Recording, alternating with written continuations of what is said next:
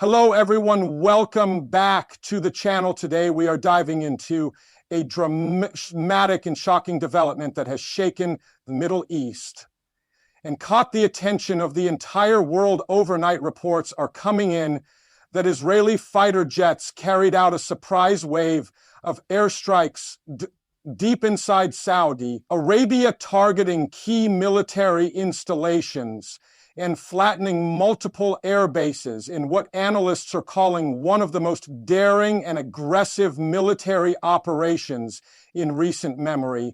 The event has triggered global alarm, raised questions about regional security and escalated tensions, to a point that many feared could ignite a wider conflict. The strikes reportedly began late in the night when Israeli jets crossed into Saudi airspace under the cover of darkness. Radar evasion technology and precision navigation made it possible for the squadrons to bypass early warning systems before unleashing a barrage of precision-guided munitions on heavily fortified bases. According to early intelligence sources, the targets included runways, hangars, air defense batteries, and stockpiles of advanced weaponry. The scale of the attack left several installations reduced to rubble-like imagery. Already confirms massive craters where runways once operated.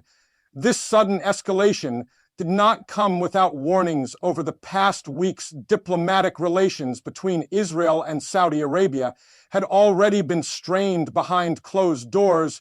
What appeared to be quiet back-channel talks collapsed under the weight of mistrust and diverging strategic interests. Rumors suggest that Riyadh was moving closer to finalizing military cooperation with nations Israel sees as direct threats, including Iran and its allies. The Israeli leadership reportedly viewed these developments as crossing a red line, leading to the decision to preemptively neutralize Saudi air capabilities. Eyewitness accounts from areas near the targeted bases paint a harrowing picture. Residents describe the night sky glowing orange, with massive explosions echoing for miles. Despite official Saudi attempts to contain information, social media platforms quickly flooded with shaky cell phone footage of fireballs rising from the horizon. Some clips showed emergency vehicles racing toward the devastation. Others captured terrified families scrambling for shelter as sonic booms rattled entire neighborhoods. Within hours, Saudi state media confirmed that several military sites had been attacked, though the extent of damage was initially downplayed. Officials called the strikes an act of aggression and vowed retaliation. Yet military analysts note that Saudi Arabia's air defenses were caught almost entirely off guard, raising concerns about the effectiveness of the billions of dollars worth of defense systems Riyadh has acquired over the years. The vulnerability on display has deeply embarrassed Saudi leadership, while emboldening Israeli officials who boast that the mission was carried out with flawless precision. The immediate question now is why Israel chose this moment to escalate so dramatically. Some point to intelligence suggesting Saudi Arabia was preparing to host foreign troops, possibly from countries opposed to Israel's regional dominance. Others argue that Riyadh's growing openness to nuclear technology fueled Israeli fears of long-term competition. Still, others believe it was a message not only to Saudi Arabia, but to the entire region that Israel is prepared to strike anywhere, anytime if its security is perceived to be under threat, whatever the motive. The overnight destruction of the overnight destruction of multiple Saudi air bases marks a turning point in Middle Eastern geopolitics. In Washington, the White House issued a carefully worded statement expressing deep concern, urging restraint, but notably stopped short of directly condemning Israel. European capitals echoed similar sentiments, calling for de-escalation, while avoiding harsh criticism of Tel Aviv. Meanwhile, in Tehran, officials wasted no time seizing on the moment, condemning Israel's actions as reckless, and declaring that Saudi Arabia had brought this crisis upon itself by aligning with Western and Israeli agendas. Iran's statements quickly raised speculation about whether Tehran might seize this opportunity to expand its influence further across the Gulf. The human cost of the strikes is beginning to surface, though details remain murky. Early personal reports indicate dozens in the Gulf of Saudi military emergency have been killed or wounded, while several Saudi military personnel wounded working killing at the bases are unaccounted for. Emergency hospitals in nearby cities were overwhelmed by the sudden influx of casualties. Footage shows stretchers lining hallways as medical staff scramble to respond to the crisis. The government has yet to release official casualty numbers, likely out of fear of public backlash and regional embarrassment inside Saudi Arabia. Ordinary citizens are reacting with a mixture of anger, fear, and disbelief.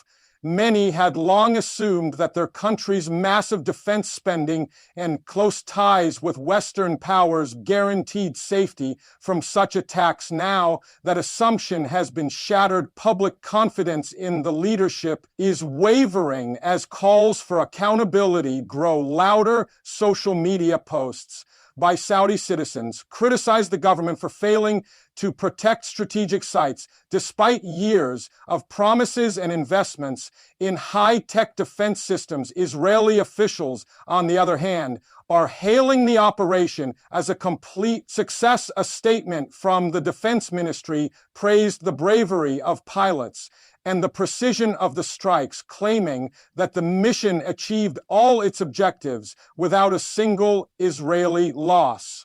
The government insists that the operation was purely defensive in nature, aimed at neutralizing imminent threats rather than initiating war. However, critics argue that destroying air bases hundreds of miles away inside another sovereign state cannot be framed as defense, but rather as a provocative act of aggression that risks destabilizing the entire region. Global markets have already reacted to the crisis. Crude oil prices surged within hours of the strikes as investors braced for potential disruptions to Saudi production, though the air bases targeted were not directly linked to oil infrastructure. The fear of retaliation or further conflict near vital energy corridors sent shockwaves through international markets. Shipping companies are assessing risks. Insurance premiums for tankers in the Gulf are spiking, and speculation about how long the instability will last is fueling uncertainty worldwide. The Arab League called an emergency meeting to discuss the crisis, yet unity among member states remains fragile. While some countries strongly condemned Israel, others stopped short of taking sides, wary of inflaming tensions with Washington or Tel Aviv. This disunity highlights the fractured state of the Arab world in confronting Israeli power and raises questions about whether Saudi Arabia will be left largely isolated in its response. Observers note that without strong backing from allies, Riyadh's ability to retaliate meaningfully may be limited. Military experts are now debating what Saudi Arabia's options really are. Retaliation could risk further escalation that might devastate the kingdom's infrastructure. Yet doing nothing could embolden Israel and undermine Saudi credibility in the region. One possible scenario involves Riyadh turning even closer to partners like China or Russia, seeking advanced weaponry and diplomatic cover. Another involves ramping up covert support for groups opposed to Israeli influence, though these options carry their own risks of blowback and escalation as the dust settles. The psychological impact of the strikes cannot be underestimated. For decades, Saudi Arabia projected itself as the heart of the Arab world and a guardian of Islamic unity. Now its air bases lie in ruins, targeted with surgical precision by a country it never officially considered an open enemy, this sudden exposure of vulnerability is forcing a national reckoning among both leaders and citizens.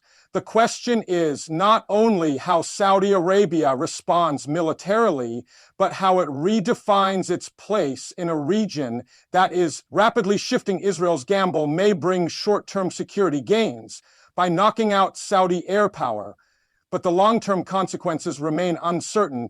By striking so boldly, Israel risks pushing Riyadh into alliances it previously avoided. It also risks fueling anti-Israeli sentiment across populations that may pressure their governments to adopt harder stances against Tel Aviv in the broader Middle East.